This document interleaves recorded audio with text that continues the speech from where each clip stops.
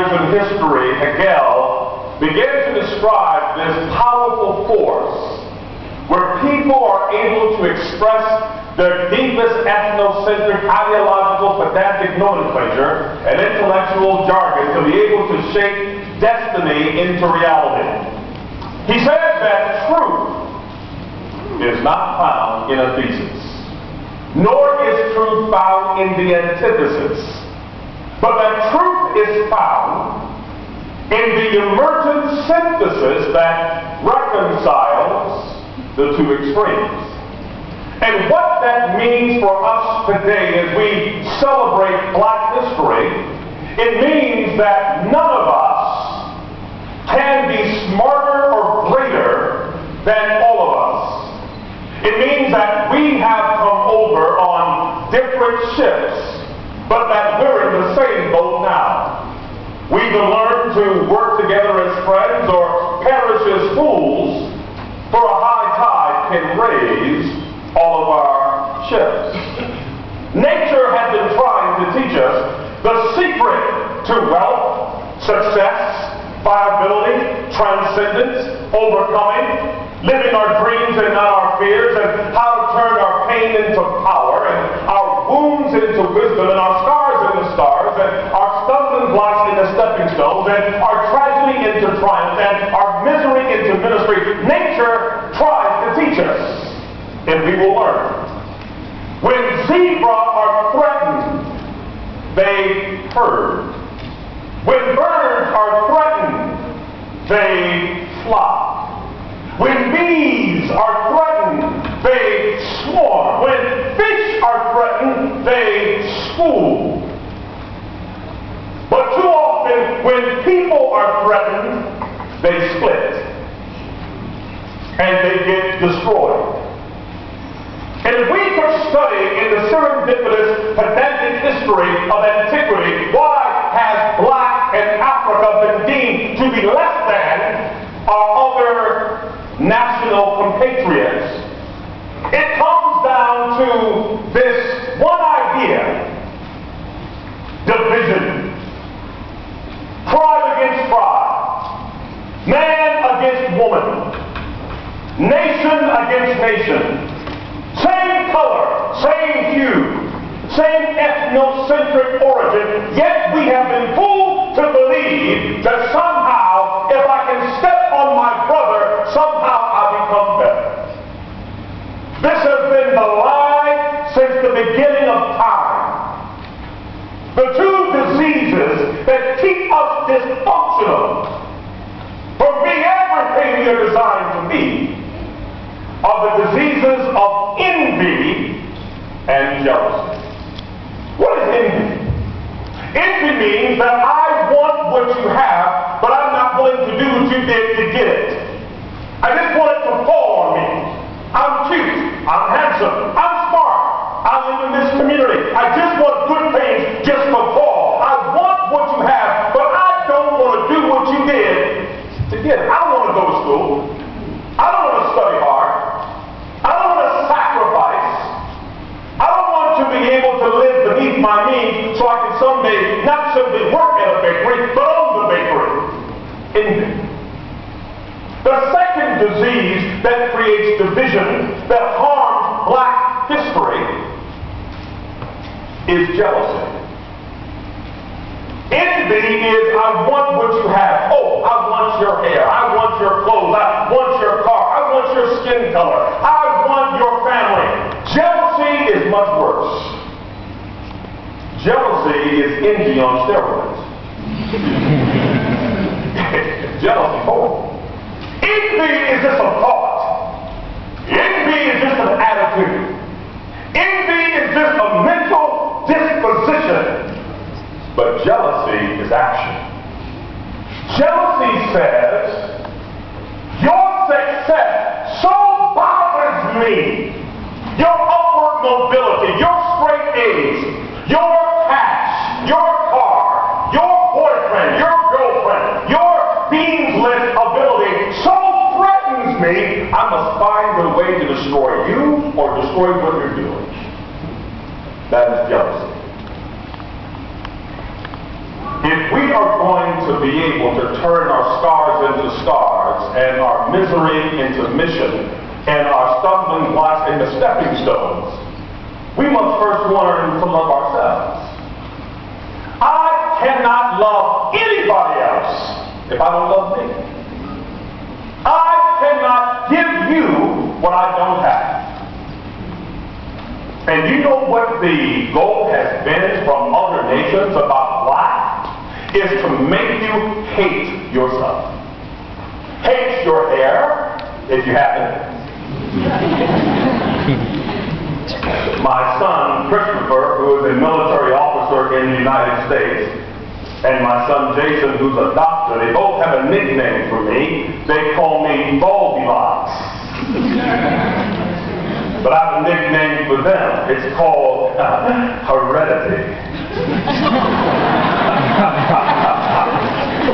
Just keep living, your time's coming.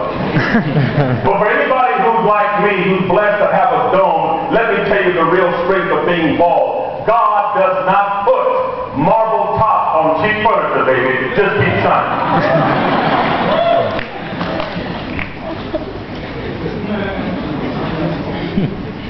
Throughout history, the word black has been associated with evil. Black cats, evil. When you watch the old cowboy movies, the hero would wear a white suit with a white hat on a white horse, and the bad guy rode a black horse. Evil. In America, when you would eat food, angel food cake was white and devil food cake was black. We even had a name for black hair. If your hair was black, strong, tight, coarse, it was called bad hair. How can hair be bad?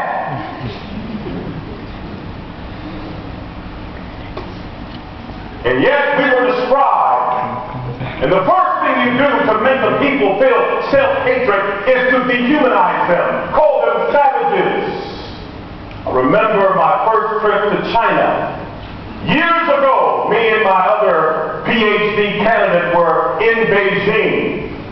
We're walking around with very few African-American people in the city at that particular dispensation, and I'm shopping, and my other friend is looking in the window, and this elderly Chinese gentleman, God bless his soul, who was kind of hunched over, about 90 years old, thick glasses, walks behind my friend and starts to grab his butt and squeeze it.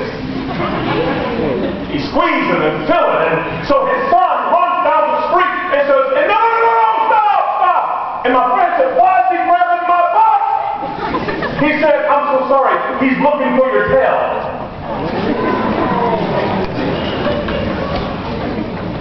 He's been taught that black people were the missing link between apes and humans, and that we all had tails.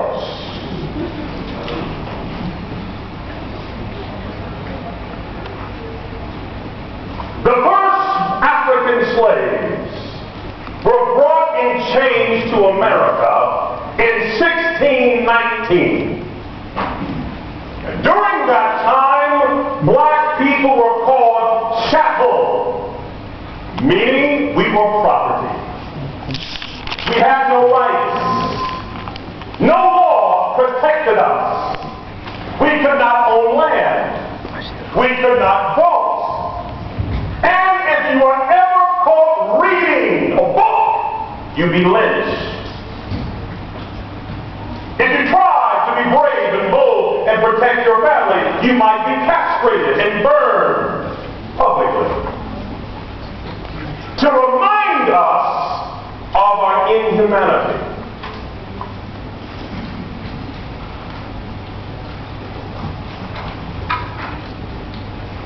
Laws prevented us from expanding. In America, there was something called the Homestead Act, where the American government paid white families to leave the East Coast from New York and Chicago and Washington, D.C. and North Carolina to go west, and they would give them land and money, and if they would farm the land for 7 years without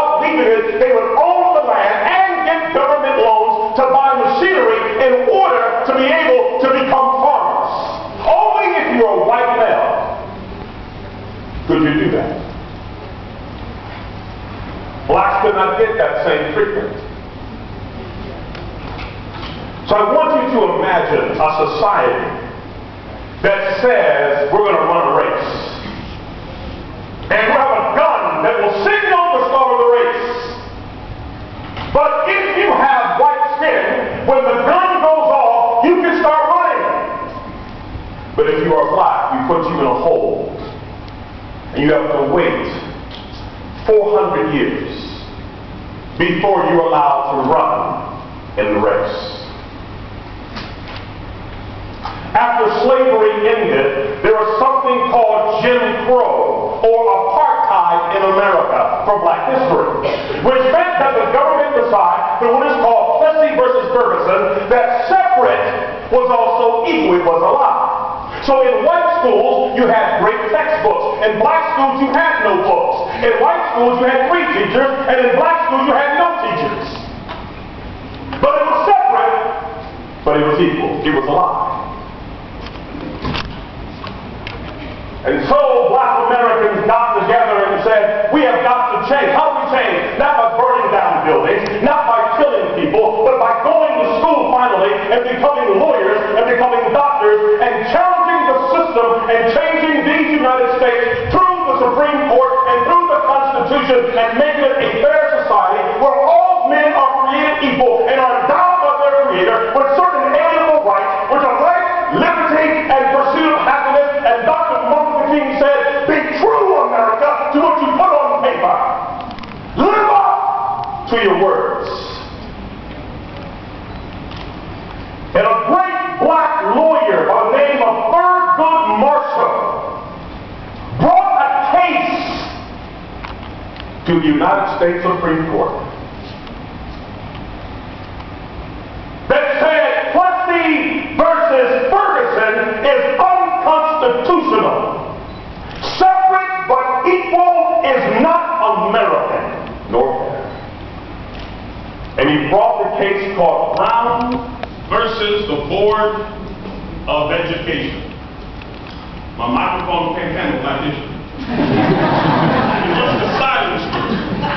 But I will not be silenced, because my black brother over here has prepared for this moment in history to keep me alive and my voice radiating so I can teach black history to my people and be able to help us overcome. Because together we shall win and silent we shall not be, because you are my friend. Make it work. I'm going to kill this microphone.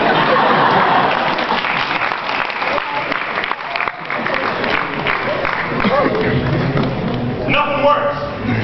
You know what, though? That's black history, baby. We overcome. We don't need microphones. We don't need overhead. We don't need nothing. And a heart and a mind. We go back to the old school when we didn't have microphones to talk to each other. We didn't have good buildings to sit down together. But we had unity and soul and heart and love. So let's go back to the old school and have church.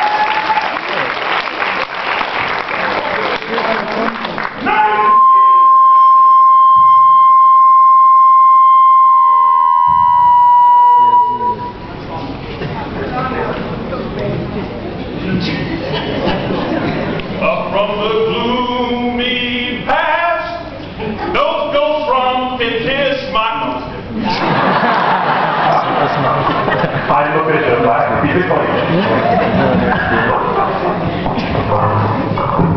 That's right. Wow. The one thing we've got to do, and I'm telling you the truth of black history, 3 things. If you get nothing from me today, greatness is not what you achieve. That's not greatness. Greatness is what did you have to overcome to achieve it.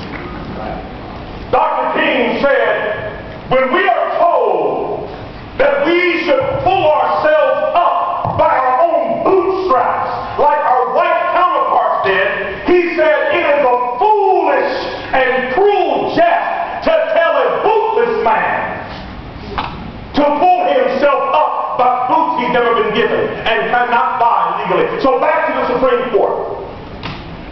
The great black lawyer Thurgood Marshall brought a case called Brown versus the Board of Education to prove that apartheid in America and separate but evil was having a debilitating effect upon the reticular activating system and the cerebellum and the self-esteem and open space technology and ability diagramming of young black children who didn't even go to school yet. That the environment was poisonous and killing people before they even went to kindergarten. He proved his point during the case. Thurgood Marshall became the first black man to sit on the Supreme Court, by the way. He argued so beautifully. The information he developed to argue the case that separate but equal was not fair or constitutional was called the Dole test, D-O-L-L. 1950, a sociologist took young black children who are either in age 4, age 5, and put two dolls on the table. One was black, one was white. And they asked the black children simple questions.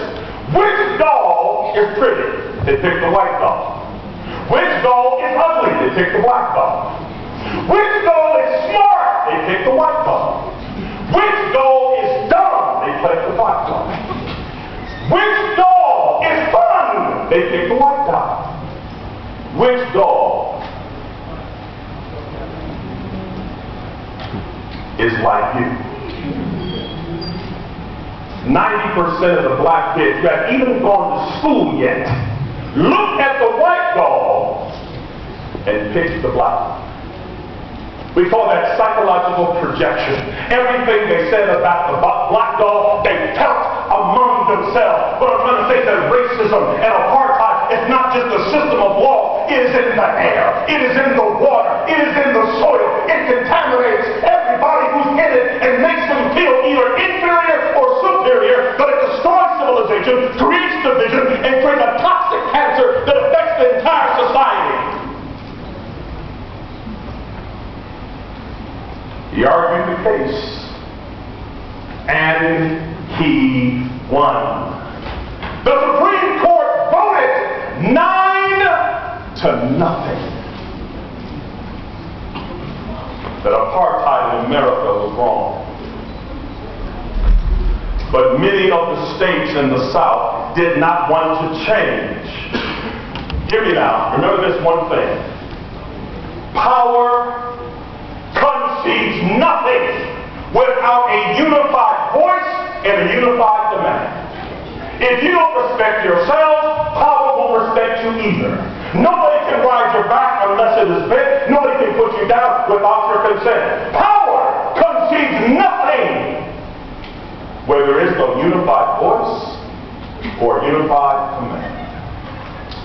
So a young preacher who went to seminary in Pittsburgh, undergrad at Morehouse, got his PhD from Boston University, married a beautiful song and songwriter in Boston named Coretta Scott King. His name was Martin Luther King Jr. He left the South in America where apartheid was ruling. He was now in Boston living his dream. His nickname was Tweed. He wore tweed jackets. He smoked a pipe. He liked to dance. He was dynamic. He was charismatic. And he never ever wanted to go back to apartheid in the South in America. So one day he got a phone call from an elderly black woman in Alabama. The heart of the Confederacy, the heart of racism, the heart of lynching, the heart of castration, the heart of burning. And this old black woman said, Dr. King, they just lynched my boy. Dr. King, my husband has been shot in the head at church. Dr. King, they blew up our church. Dr. King, they killed us like dogs. Dr. King, would you please come back home and help us? And Dr. King slammed down the phone.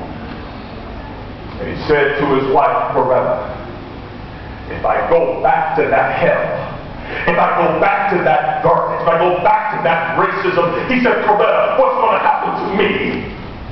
What's going to happen to my dreams and my hopes and my aspirations?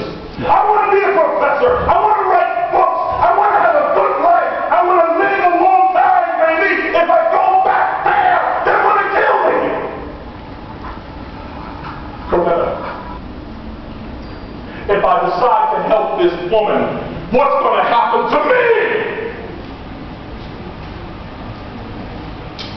real.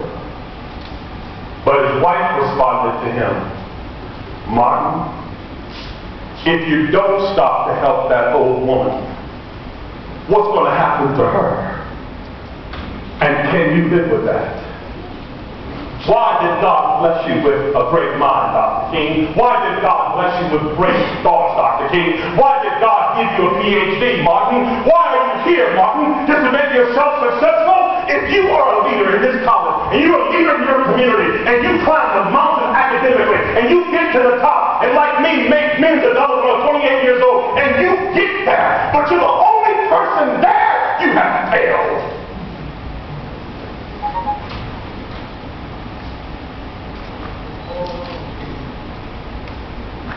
If you don't bring other people with you, if you don't mentor somebody, if you don't take time out to serve the elderly and the sick among you, if you don't take time to help somebody who may have a mental disability, who may have a physical disability, and you don't understand that you've been given all that you have, not just for you, but to offer yourself to somebody else, so when you get to the mountaintop of success, you have brought other people with you. Dr. King decides to go down to the South. And by age 39, he's killed. He's shot in his jaw. It flies off. The bullet severs his spinal cord. Doesn't each reach the age of 40. But before he died, Dr. King made a prediction. He died on April 4th, 1968. On April 1st, he said that in one generation, within 40 years, America would have a man of color in the White House. Understand this now, history. The White House was not always called the White House. It was called the Executive Mansion, residence of the President of the United States. Theodore Roosevelt, who was the president of the country at that time, believed what was called a manifest destiny, that white people were designed to rule the world. And said because America is majority white, there's no possible way that a man of color will ever, or a woman of color, will ever sit in this house. So let's make it plain that everybody who wants to learn and listen, we're going to change the name of the executive mansion of the presidency to the White House. For whites only. Dr. King said in 1968, within 14 years, which is one generation, understand where we come from. We were in bondage and in apartheid as black people in America for 400 years. And in one generation, we were allowed to finally run free. No more chains, no more Jim Crow. We could go to school freely. We could study freely in the North and in the South. And in 40 years, from 1968 to 2008, a black man stood at a house that was all white, put his hand on the Bible, and said, my name, Barack Hussein Obama, accepts the presidency of the United States, which means you have no excuse for not being great.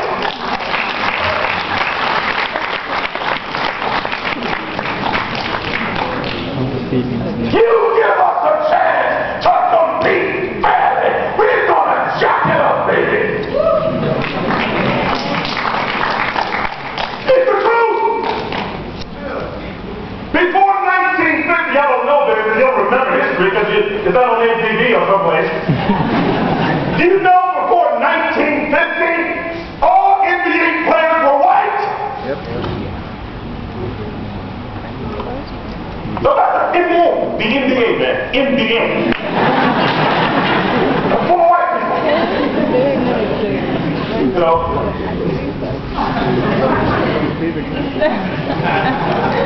Nobody can dunk. Then the law changed. When it said people of color can also play basketball. They didn't know what they were doing. Dear God.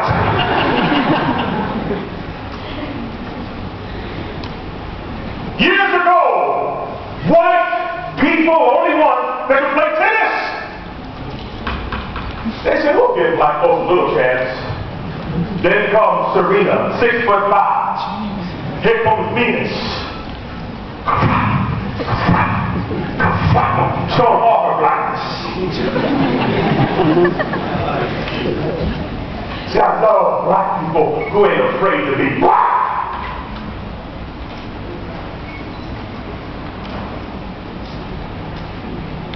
So here you are, in 2015, standing on the shoulders of greatness. Right, my man? Yes. I know it. Yeah. I know. We know. Don't we know? Yeah.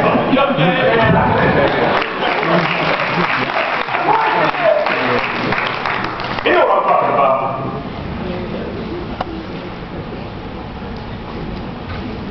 Let me tell you.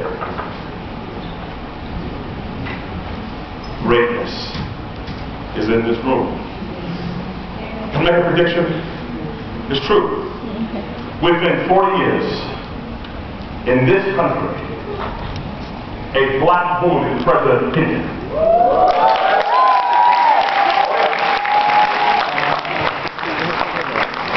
You can see all the time, it's happening, it's coming. There'll be one of y'all up in here. I remember Dr. Archer talked about this. You get George Mark, you're going like, yeah. I'm becoming, I said it. And USIU. I'm going to be there for that day, baby. So as I close my thoughts with you about what black history is about, let me just read one of my favorite black poets. It has past. It has je ne sais quoi. It has something to it. It got attitude. You ever see black sisters talk?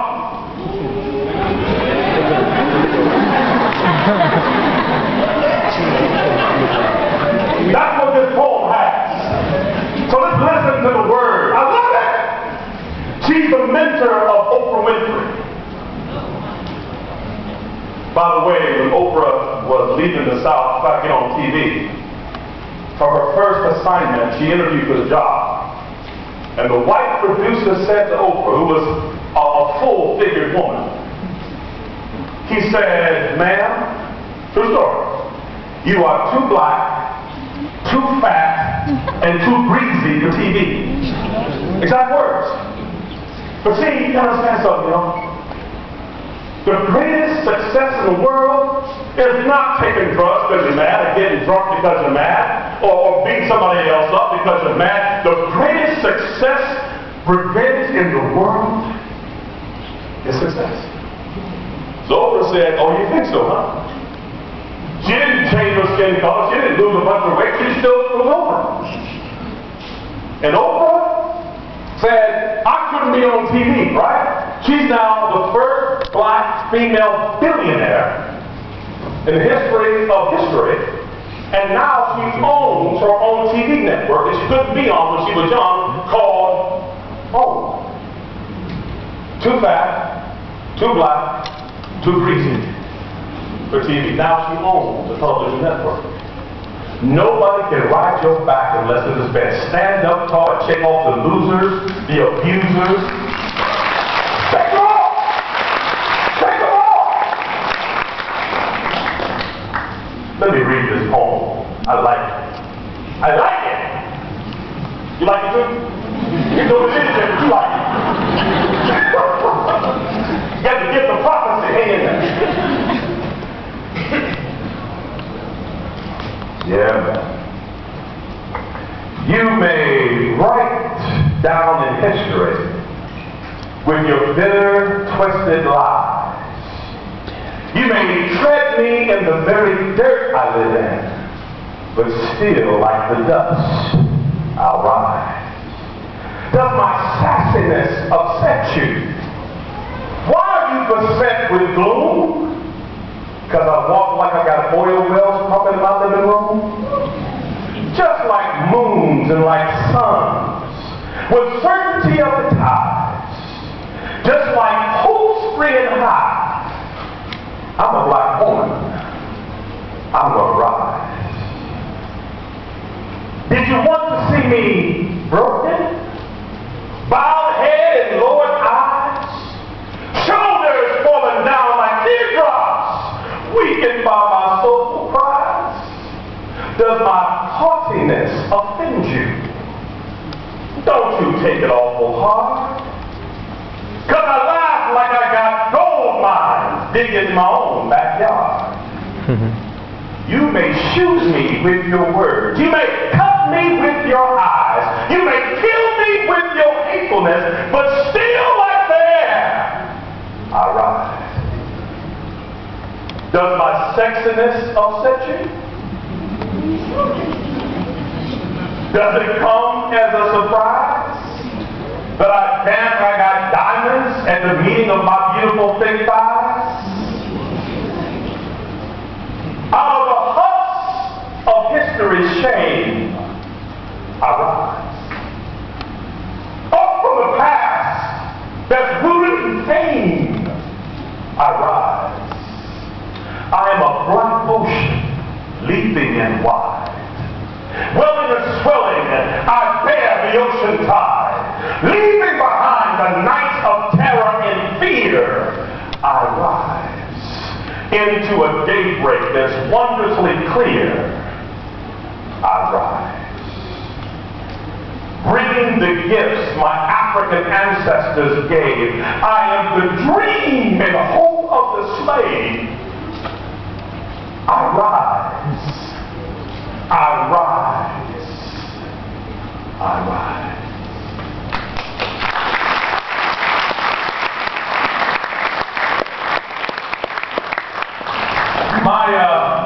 Angela, I had a chance before she passed away to speak on the same stage as her. I'm 6 feet tall. She's 6 feet 2. Tall woman. And she talks like this all the time. Dr. Ronaldo Archer, where did you hail from?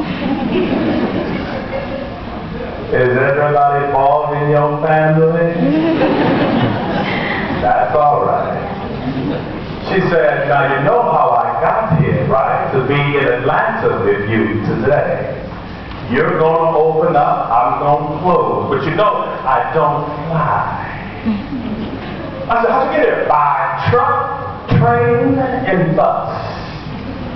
I don't fly. I said, but you're one of faith, aren't you? Said, oh yes, I believe in God. But did you hear what Jesus said?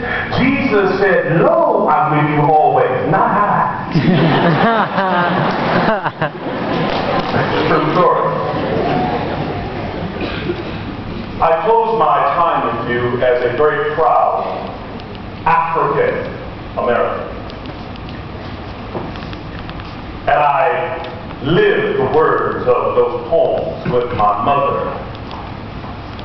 My mother was a beautiful, still is, a beautiful black German woman. She was a prostitute. Do what I just told you? My mama sold her body to grown men at 14 years old for money. Her mother's dying of cancer, her father's in jail. She got 7 brothers and sisters to feed. And a man told her, say, woman, you are sitting on a gold mine. She said, where? He said, you're sitting on it. Let me help you exchange your coochie for Gucci. We all grown here, right? Making sure. So my mother laid on her back, opened her legs, so I could eat food. My mother hated her life, but she had books this high in the house for me to read. She couldn't read very well, but she sure in the hell made sure I had no excuses. I read about Adam Clayton Powell Jr. I read about all these great leaders. I developed a photographic memory. She would ask me to give book reports to her that she didn't understand herself. My mama would allow me to have a sloppy room. It was okay. She was always a boy. She allowed me to play in the dirt. It was okay. But the one thing my mother would not tolerate, the prostitute woman, who my uncles would go out and sell drugs, and we had a rough beginning. No Bible, no God in our house. But there's one thing my mother took her foot up my behind about, is my brother brought home a C or a B. She demanded. She demanded that I bring home A's. You ain't got a job, boy. All you gotta do is go to school. And something she said to me, I'll never forget. The more you learn, the more you're gonna earn. And the more you know, the more you're gonna grow. She said, baby, they can take your house from you. And sometimes they will. Baby, they can take your car. They can take your bling and your jewelry. And they can take all kinds of stuff from you. But once you get an education in your mind, once you go to law school, once you go to medical school, once you get your MBA, once you get your BS, your BA, you get your divinity, once you get your education, can nobody come back to you and try to take it. It is yours for the rest of your life. So get as much of this education as you can for the rest of your life, because someday they will pay you just to think.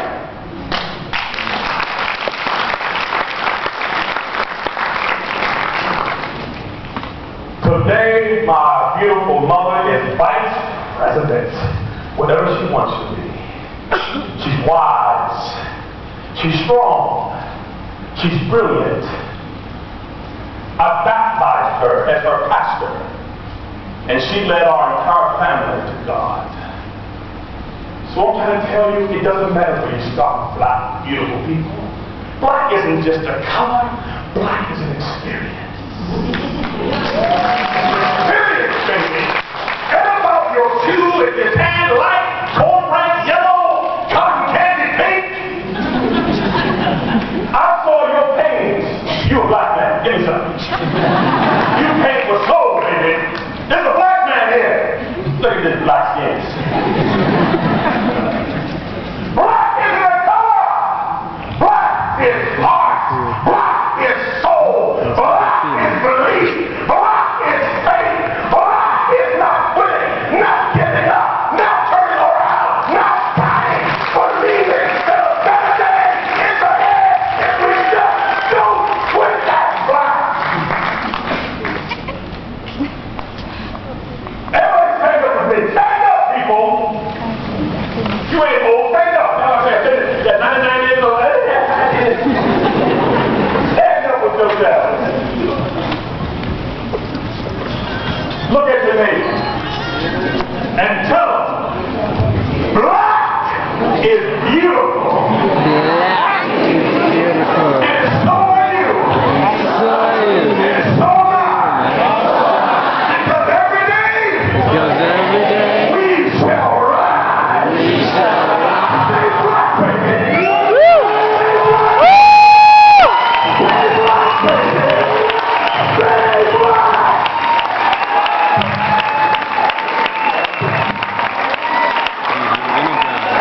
You're black.